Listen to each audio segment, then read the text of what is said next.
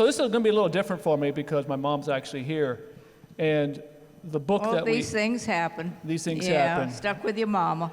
But the book, we actually use various stories throughout her experience and life in the civil rights movement. But on this one, I'm actually going to have my mom actually just focus on the Jackson World War sit-in, which is what the title of the book is from. So when I was interviewing my mom for the documentary An Ordinary Hero, I asked her, I said, what were you thinking when they were pulling you off that stool? Because they did drag her all the way out of the store. She said, well, get back to the counter. So it sounded like a good title to a book. Oh, that's where the title came from. Yeah, that's right. Oh, okay. fancy that. There you go, Mom.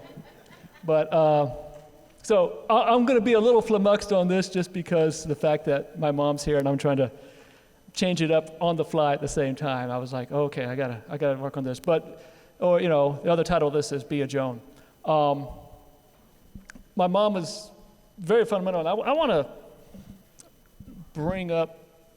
I took this note from Representative Clyburn's. You know how it is. You can never know what your kids will get up to, right? All right. We said we can't wait, but I thought of something as well.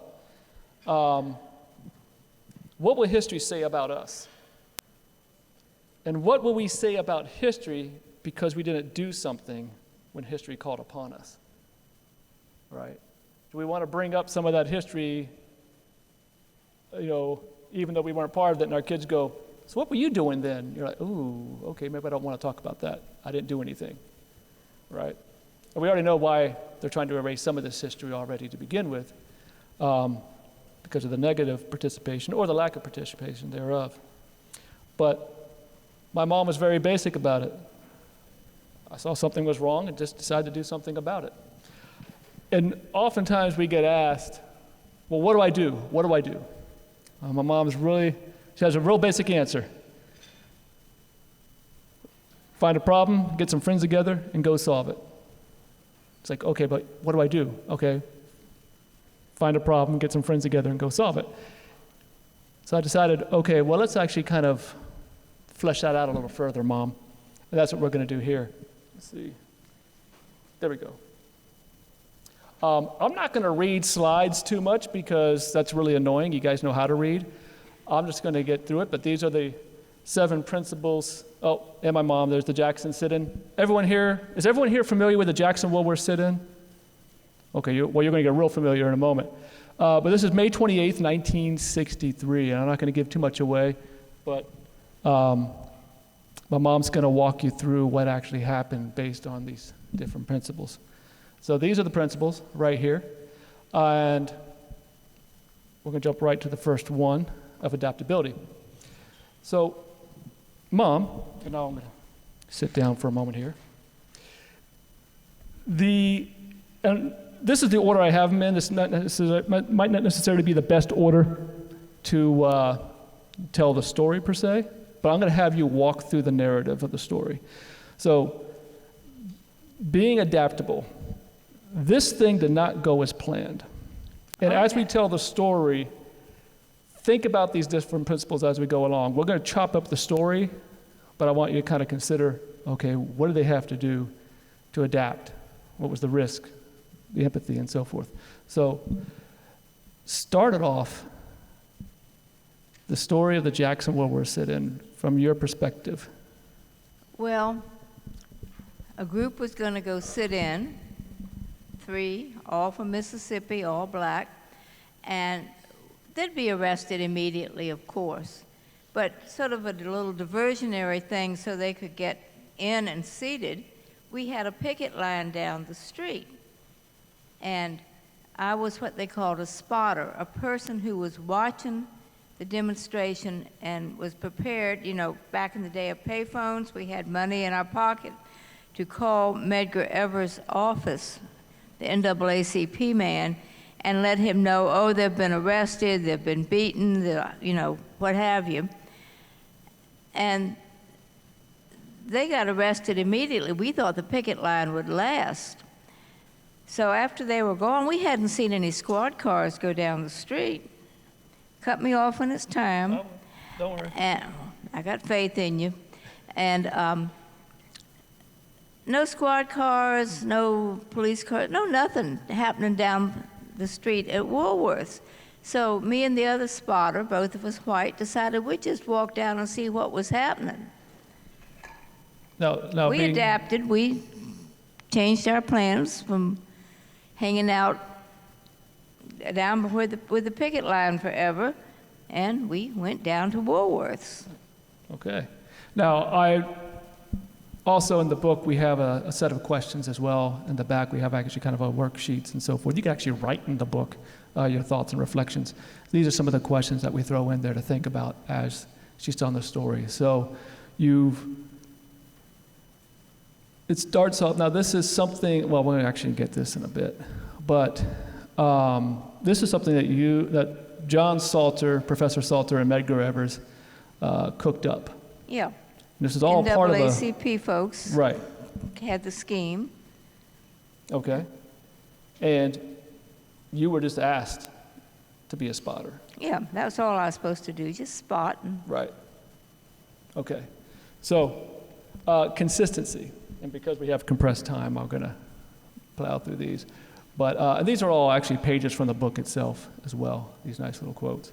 Well, I've been either blessed or cursed with excessive determination. That's a fact. Now, one thing about this consistency for a moment. So oftentimes things get kind of compressed in a timeline of Brown versus Board in 54, and then boom, we have the Civil Rights Act being signed in 64, without thinking of the consistent drumbeat that was taking place throughout history, time and time and time again. And all of this couldn't happen without the history and the activism taking place prior to all of that. But so, one of the things, this is from Lou Von Braun. He was like, "Are you really going to use this quote?" And I said, "Yes." He says, "Your mom's going to kill me." I said, "Well, actually, yeah, that's kind of part of the quote, Lou Von." But Mom, he says that because you can't see it. Lou Von Braun. Now, Lou Von Braun's in our film, The Uncomfortable Truth. And he said, "You could depend on Joan. Sure, she could get you killed. But that's also because she was always there.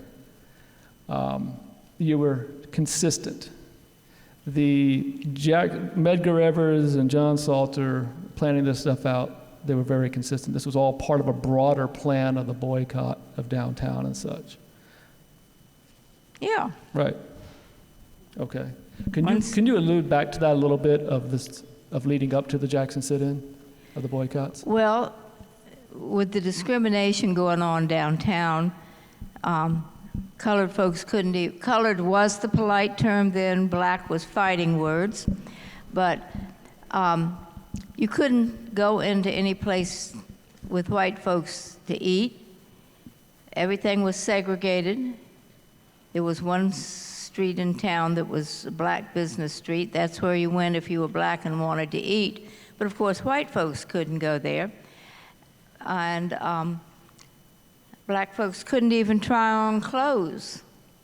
And if they bought something and took it home, they couldn't return it. And so it was consistently separate and unequal. Is that what you wanted me to say, son? Well, that was definitely consistently. Sure.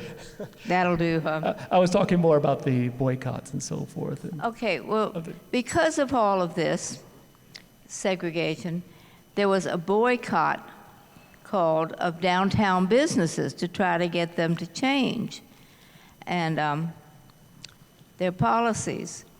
And then following up with that, we had the sit-in. And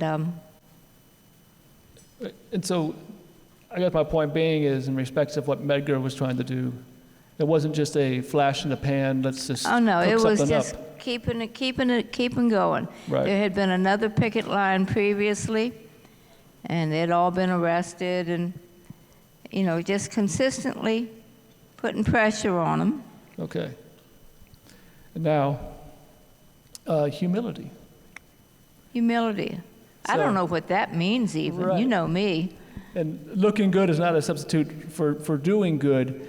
Too often we see, particularly with organizations, companies and so forth, they will throw up on their website, "We believe in diversity," and so forth, and are very performative about it. Or people who will show up for the camera opportunity. Oh, yeah. To look Nothing like good. being in front of the camera. And then obviously you can accomplish more as a team than you can as an individual. But I want you to talk about, there's this, another quote from Louvain. And actually I have to read this one because you haven't seen it. Those speakers are in the way of us seeing anything. Yeah, you got the speakers. But he said that you were never too big for the smallest tasks. That you knew when you didn't know something. Did Louvain say nice things about you, Mom? Louvain said nice things about me? Oh, my. And you always asked how you could help. And not just how you could help so you can act like you were part of something, but you actually just went and did it. So, and you never actually, through your work in the movement, you never actually imposed yourself in a situation. You were always asked. So now, having said that, let's jump. You guys, you get to, you finish the protest, being the spotters down the street, and then you come to Woolworths.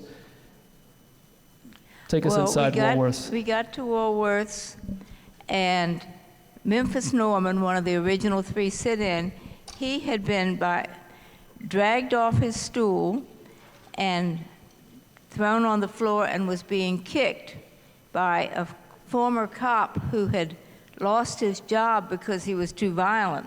Well, this guy was kicking Memphis until he was bleeding out of every hole in his head. Every single hole in his head was dripping blood. And then the police, undercover cop, stepped out of the crowd and arrested both Memphis and the attacker, probably breach of peace, and took him out. And that left just the 2 ladies on the stools. And apparently I called out, though I don't remember it, Annie, he's got a knife. Annie was one of the people on the stool. Some guy Ann Moody. What? Ann Moody. Ann Moody. Some guy in the crowd had a knife and was sort of threatening. And then it became safer for me to sit on the empty stool, so I did. Now, Reverend Ed King, who was a spotter in the crowd as well. Yeah, our chaplain, Reverend Ed King, a white guy who was wearing his clerical collar, hoping that could, calm things. It didn't, but... Now, he claims, you claim that you actually asked Ed. I don't remember. Right. It was a long time ago, Right. But that you actually asked Ed, and you guys had this quick conversation of what's going on. Oh, that sounds probably... He recommended, probably best you sit down, but also sitting down with Annie was because, there's safety in numbers. Safety in numbers. And, Right. yeah. And then... The mob was this crowd of high school kids, mostly boys, and it was exam week for them. If they had good grades, the upperclassmen, they could come uptown and get lunch. Now, this is before the fast food joints, so they had to go to the lunch counter, except the lunch counter was closed with us sitting there, and they were not happy, so they started, causing bad trouble and sort of trying to outdo each other on how much bad trouble they could cause. Right. Okay. And then what happens? Well, I get pulled off the stool, is that what you have in mind? Yeah. And drugged to the front of the store, out the door, at which point this police officer arrests the guy who's pulling on me. So I can go back in, and I'm thinking, get back to the counter. Meanwhile, Annie has been pulled, who's black, has been pulled off her stool and drugged sort of by her hair for the most part, just about out. And we can't get back to the last girl at the counter, but we take whatever seat we can get to. Yeah. Now, just as a footnote, the police are outside. They're not coming in. Oh, the police will not come in. And part of that goes back to Glen Echo here. It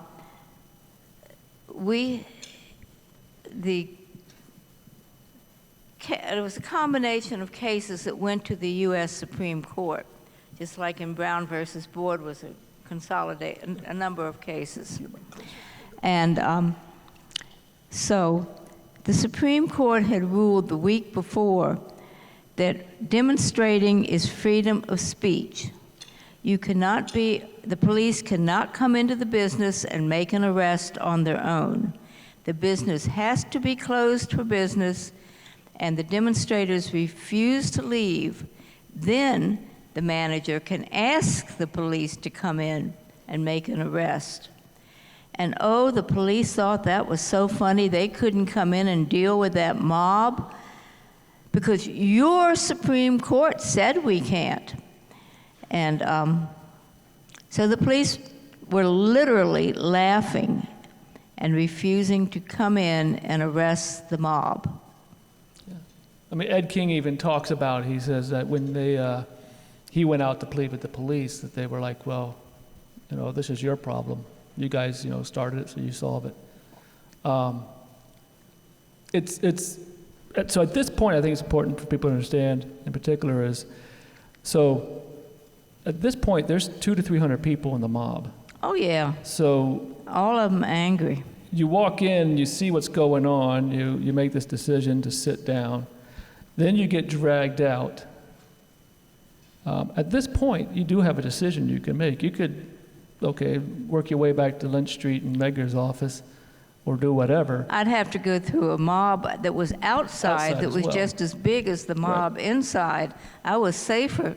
But the assumption at this point, at least to the folks outside, is you're not part of the sit-in or the protest. They don't know that. Even when you walked in, they didn't know you were part of it. No, but I think if I got out, they would have had it figured out by then, or the kids inside would have tipped off their buddies outside.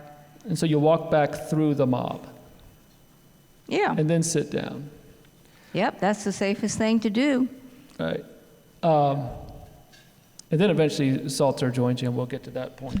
But you were safer with the counter in front of you and the press all around. And that was safer than in the mob outside. Right. How did you maintain your focus? You're sitting there with all these distractions going on, all this sensory input happening.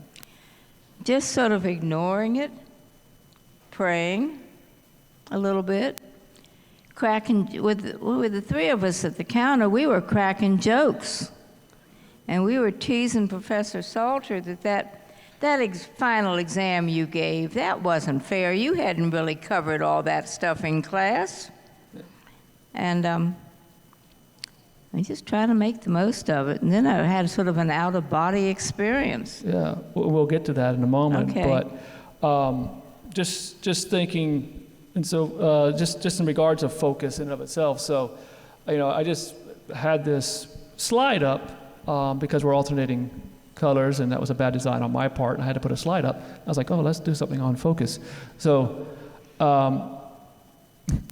what was on the slide? A white dot. What wasn't on the slide?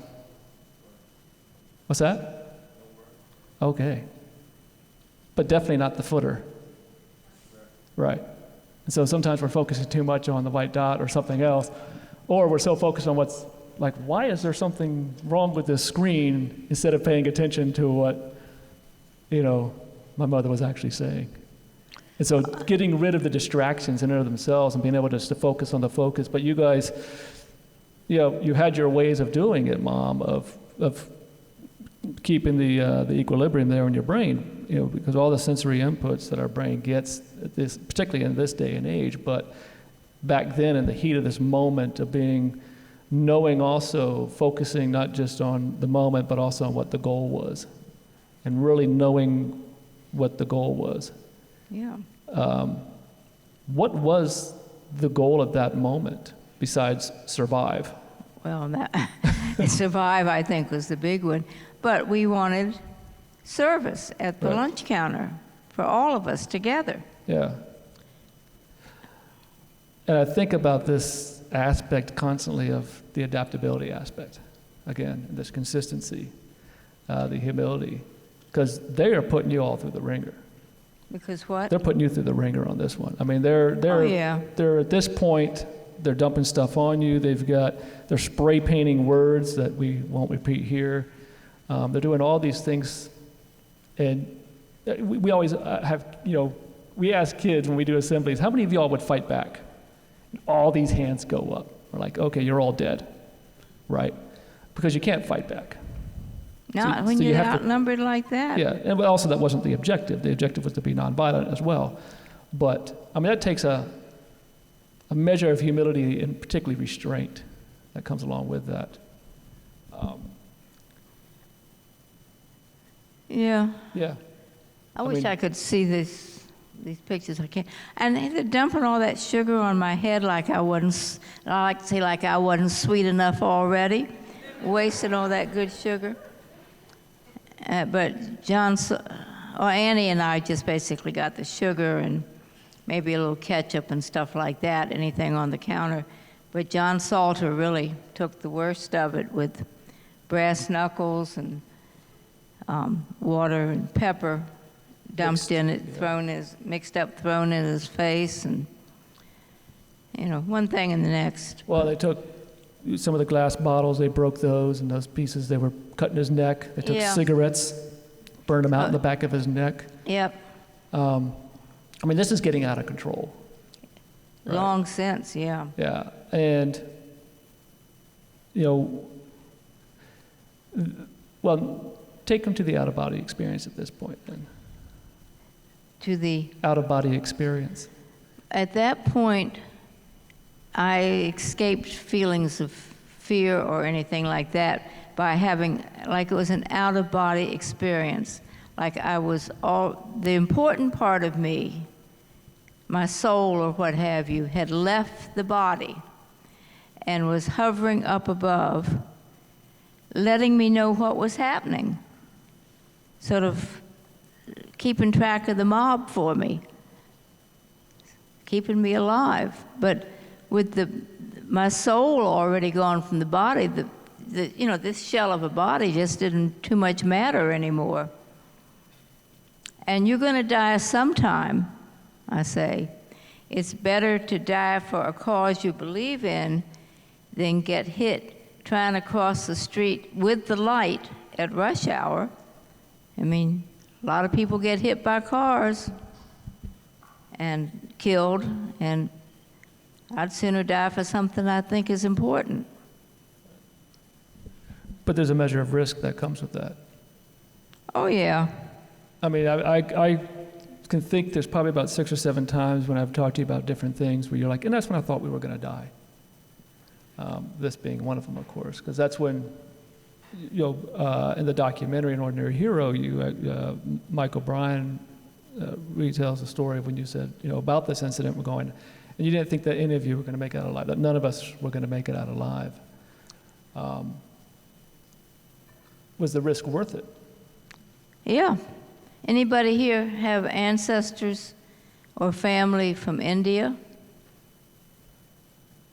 No.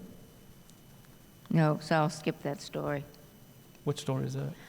Oh, well, when we were... Oh, Hama Kisselboss? Yeah. Oh, okay. How much time do we have? What, 2 minutes? Oh, okay. 2 minutes? No, until 2, we got like Oh. 12 minutes. But okay. We'll come back to that if we got Okay. time. But yeah, so I just think about this risk factor in particular because we all live with a measure of risk in our jobs and so forth when we're doing this work. And hopefully none of us have to put our lives on the line, although in this day and age with some of the political atmosphere that we have and things that are out there, anyone in this field runs a measure of that risk because they know who you are, they know the office you work at, and they know that the work you're about. Yeah. But you all were willing to take that risk. I know when you talk about Medgar and Martin and so forth, you know, I think we said it last night, you know, you knew they were going to die. You know, that you all had this risk of being killed. But you're willing to do it anyways. Yeah, of course. We believed in it. That's a big thing to believe in. Yeah. Freedom and justice for all sounds sort of basic to me. Right. But I mean, we all say we believe in it. You know, we say it. Right? Well, actions speak louder than words. All right. Yeah. And we all have different ways in which we can do that. Yeah. Obviously, you did the work in the civil rights movement in that capacity, and you do the work today and like being here. I was once asked. Sorry, it was a risk. He was driving the car, and you know how these kids drive. Yeah. Right. The risk to even come here. Right, Mother. But I was. I often get asked if I would have sat at the lunch counters. Yeah. And I'm like, well, no, because my mother already did. But I have to do what I can do. And so, you know, with the books and the documentaries and so forth, we all have our different ways of doing something. It doesn't take away. I mean, oftentimes I would live in this sort of sense of the shadow of like, anything I do would never measure up to what my mom did or her friends. But that's okay. You know, it's what I'm doing. And every day I need to be able to wake up and go, okay. You write books. I can either make a difference or make excuses. So, persistence. You just have to keep on keeping on. Oh, well, that made it quick. Okay, keep on keeping on. There's persistence. But you guys, yeah, you kept on keeping on. You weren't going to give up those seats. No. You were seeing it through. What? You're seeing it through. Seeing it through.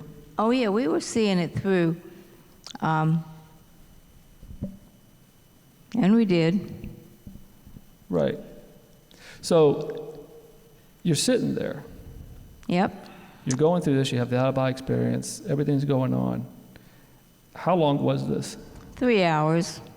3 hours. How long did it feel? How long did it feel? I mean, who's counting when you're with friends and just making the most of it? Okay. What happened after? Eventually, this had to end at some point. This had to end at some point. Well, the manager closed the store eventually because the high school kids were beginning to trash it, grabbing up, the merchandise. I think most of you in here are old enough to remember 5 and dimes and all those little cheap things like you find at a dollar store now. And they were grabbing all that stuff and throwing it at us and all over the place. And so he closed the store, and we went on out, and the police gave us protection while cars pulled up to take us back to Medgar's office. And then what happened that night? That night, there was a mass meeting. Okay. And that was it. There had been mass meetings before, but there was something different about this one. It was huge. It was way bigger than anything we'd had before. And we were really honored, but what impressed me even before that was, I say, there's always a role for everybody. You may not be able to sit in, but there are things you can do. There were as many people who had our back as there were involved in the movement at any time. There were the people who cooked, who put us up, who drove the cars, there was the hairdresser across the street from Medgar's office who took the girls over and gave them a nice shampoo and styled their hair. Now, they had a little trouble trying to figure out how to style my hair, but they managed. Had my hair, you know, pressed and all that, and curled. And there were other ladies who came. Back then, of course, you got dressed up and you wore stockings. You all remember stockings? Took our stockings, washed them, and brought them back to us, and, you know, things like that. And we had a meal cooked for us, and all these people that had our back. I think they probably doubled the number of people who were actually sitting in and demonstrating. So there's a role for everybody. The city of Jackson woke up. Yeah, Jackson really woke up with the mass meeting that night, and then there were, well, shortly after Medgar was shot to death, and then there were mass demonstrations. There were everything from high school students down to elementary school students marching in the streets, and they were arrested by the hundreds, put in garbage trucks that had not been cleaned, and taken to the fairgrounds and put in the cattle barns, and food was pitched into them. Yeah, like slopping the hogs. Yeah. Yeah. But eventually, Jackson changed. Yeah, Jackson changed. Mississippi changed. Mississippi changed. Jackson's had a black mayor for years. Everything's open to everybody. In fact, the first state-sponsored civil rights museum in the entire United States is in Jackson, Mississippi, which to me just blows my mind that they would be the first. Now, the last principle in particular I want to talk about is this empathy. And on the previous screen there was this sort of almost counterintuitive empathy in a sense, is because you and John both talk about the kids that attacked you, these high school kids. What was your feelings about them? Well, I don't know if it was at that exact moment I felt that way. I just wished they'd go back to school, but they were just a product of their environment. They were doing what they had been, supporting the way of life they had been brought up under. They were doing what they thought was protecting their way of life. I mean, that's what a lot of wars are about, protecting your way of life. And so you really couldn't condemn those kids for trying to protect their way of life. Because there's this level of brainwashing and indoctrination. Yeah, this is what they had been taught. I mean, it's kind of ironic that, this is what Florida is, actually, DeSantis and those guys are talking about. The left is trying to brainwash them in the 1619 Project and all these sort of things. And it's like, well, wait a second, this is what you guys were doing was, the yellowbirds and the redbirds don't mix and these sort of things. And but even more so, a lot of people would say, you didn't have a dog in this fight. Yet you cared enough to want to be a part to make a difference. Yeah, because we're really all in this together, whether we realize it or not. And if I do something to improve someone else's life, I'm improving mine.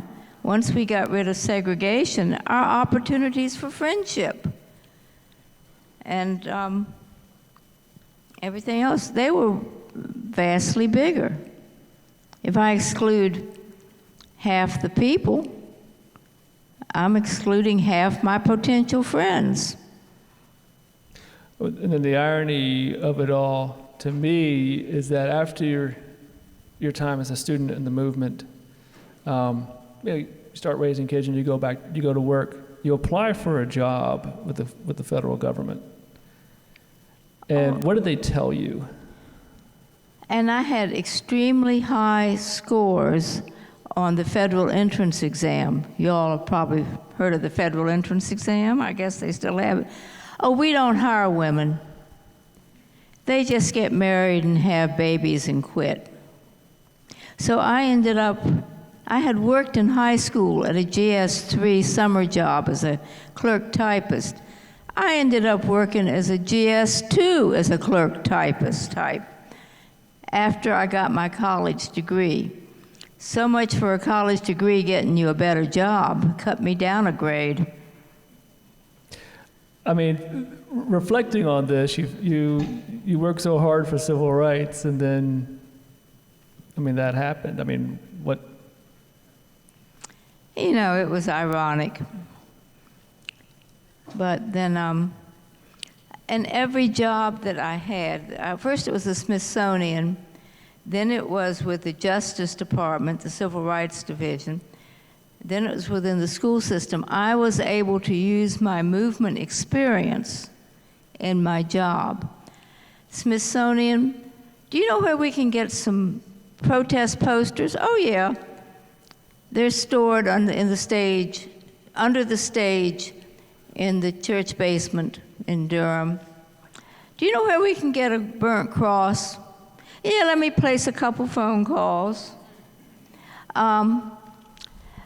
Roger Wilkins, who was head of the Civil Rights Commission, which ended up in the Justice Department, there was a big, beginning of Black Power, there was a big march on the White House from Ben's Chili Bowl. And Roger knew that I would know Stokely and some of the other leaders. Well, could I go down and he knew they'd recognize me. Can I go find out if they have a place, food to eat and a place to sleep? So I went down, met up with them. They knew me. They trusted me. Yeah, they were being taken care of.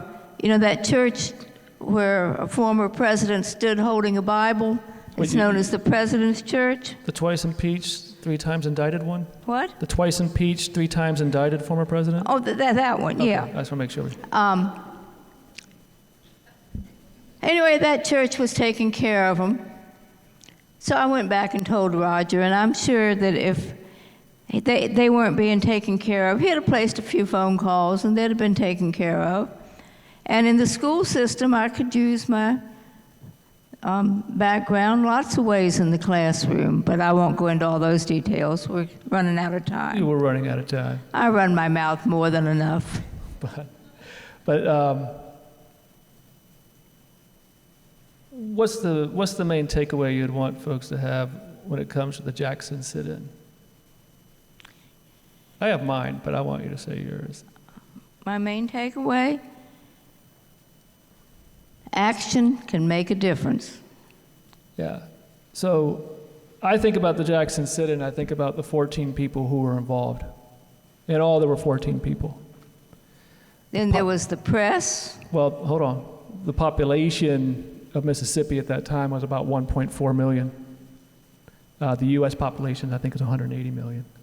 We were just a But 14 drop in people, the bucket. just a drop in the bucket. Half a drop. But it's amazing what 14 people could do,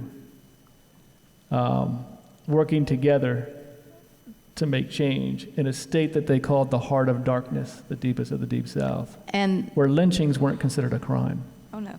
And that picture, the photographer is the important part of the story.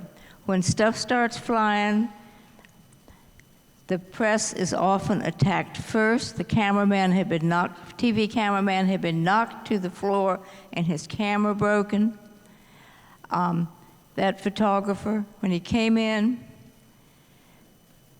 he knew a lot of the folks in the mob. He'd gone to the same high school just a few years before. I say probably dated their older sisters and hung with their older brothers. He identified with the mob. He got permission to stand on the lunch counter, and after standing there for 3 hours with stuff flying, his sympathies had shifted to the nonviolent demonstrators. That's the power of Gandhian nonviolence. That evening, a kid at a rival white high school saw the pictures, and his heart was changed, And that's the power of the press. That picture is the most used sit-in photo. It appeared above the centerfold in the New York Times and in the Paris Match, the most widely read newspaper in all of Europe at the time, with color added. This was before color photography in the press. And it has made such an impact. I remember we grew up with this photograph in the scrapbooks. Oh, they would sneak in the closet and get the scrapbook. Right. But we didn't really appreciate and understand the full ramifications of this until we got to high school. We knew the stories in a general sense, and we understood, we had the family friend, my mom's friends that would come through and talk about the old days, in college. Just old folks talking. But it's once we got to high school and we opened the new textbook, and there's the sit-in photo, and it's, what is Mom doing in the history books? That it really, sparked, at least for me in particular. And Geronimo, your Right. twin brother. Yeah. But a desire to go, okay, we got to do something to keep the work moving forward. I We got think time's up, but if We're out of time, and then some. you had a question? You have a Q&A. question? Jim's got a question. Okay, all right, Jim. Oh, yeah, first. All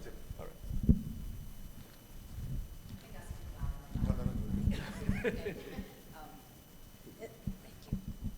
In the famous photograph, there is a white gentleman to the left of you, and then could you tell me if you know exactly your relationship with the gentleman and then the young lady? How did y'all meet? At the lunch counter? Yes. Okay, John Salter is our professor. That is, okay, that's the professor. That's him, and it's Ann Moody, a fellow classmate. And The book? You want to mention Ann Moody's book? Ann Moody has The Coming of Age in Mississippi. She wrote that. And that is the most integrated sit-in, I think, that took place. We didn't have any Asian American students at the time at our school, but we're an integrated group and we're nonviolent. Now, are the two still alive at this time? Because we have 3 different racial groups there. John is a Native American tribal member. Are they alive at this time? What? Are they still alive? Neither of them. Neither one. I'm the last one standing. Well, God bless you. God bless you. Anyone else? Couple more, I was wondering, just in case. We were trying to record this. oh, I see. That makes a difference. Thank you. I was wondering, when the officers assisted you all in different areas, whatever states you were in, did they treat persons who were not of color differently in the assistance they provided versus those of color? Well, the women were not treated badly, but white guys were the most likely to be harassed and things, or by the police or attacked, because they were considered traitors. Assistance is a real polite word. Yeah. Like, what?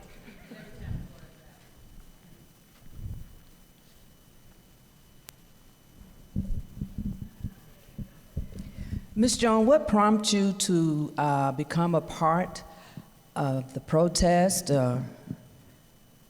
Is it because of where you went to school? Well, and- no, considering where I went to school, that was not the norm of the society. But when I was about 10, visiting my grandma down in Oconee, Georgia, not that fancy resort, but an old company-owned logging town, my girlfriend, playmate every summer, we snuck off and went where we were strictly forbidden, down the dirt road through the black community. And people saw these 2 white girls coming, they just disappeared. They were out sweeping their yards and just disappeared behind their houses or something. They didn't want to know anything about us if something came up. That was creepy. Then we got to the colored school, which was a 1-room shack, never had an ounce of paint on it. The door was ajar. You could see the pot-bellied stove for heat. No electricity, no running water, no glass or screens in the windows, just wooden shutters. And I knew out the other end of town was the fanciest building for miles around, a brand new brick school for the white kids with all the amenities. And I knew this was not right. It was not treating people the way we wanted to be treated and loving our neighbor as ourselves like we learned in Sunday school. And I couldn't have put it in words then, but I sort of vowed to myself that when I had a chance to make the South, didn't care about them Yankees, but to make the South the best it could be for everybody, I would seize the moment. And that came with the sit-ins. And at the sit-in, the students that were harassing you guys, what happened to them? Were they arrested for? No, None of them were? nope.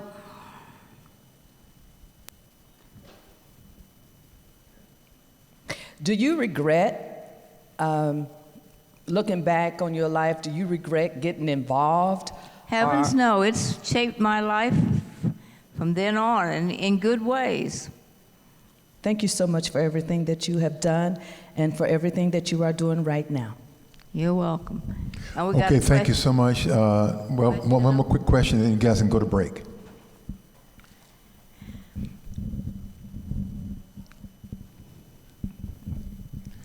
Again, thank you for what you've done. We heard about a lot about the music, how that played, and as part of it. Did you have a favorite song that stirred your soul, or of the group that were there, a favorite song? I think in the movement, our theme song was "We Shall Overcome," and I like that message a lot. But I don't know that it was my favorite song, but I certainly like it and still do. Now, your vocal talents Are lacking. were weaponized during the movement. Oh yeah, I couldn't carry a tune in a bucket. So we had jokingly a plan in the Jackson movement that if we were having a march and the police advanced on us, they would push me to the front of the line and I would sing loudly in the cop's face. And they were guaranteed to back away. So you don't want to hear me sing. That's a great note to end on. Okay. On the back of your name badge should be a QR code. So please take time out. That is the way that you can in fact survey and evaluate the course for today. Please do that for us. That gives us great information about this particular workshop, and we appreciate it very much if you do that. You are on break now until 2:15, about 2:18 before your next session starts. So please proceed to your next session. Yes. And we have books. By all means, again, continue to go by the shop and get some items there. Again, that supports the foundation that does training all across the United States, particularly for our school children from, again, every state in the union. So please go by there and support that. That's what the money goes toward. It's not some other fund. It goes toward education and educating our youth. Thank you very much. Let's again thank Joan Trumpauer and Loki Mulholland. I think I got that right this time. Okay, thank you both.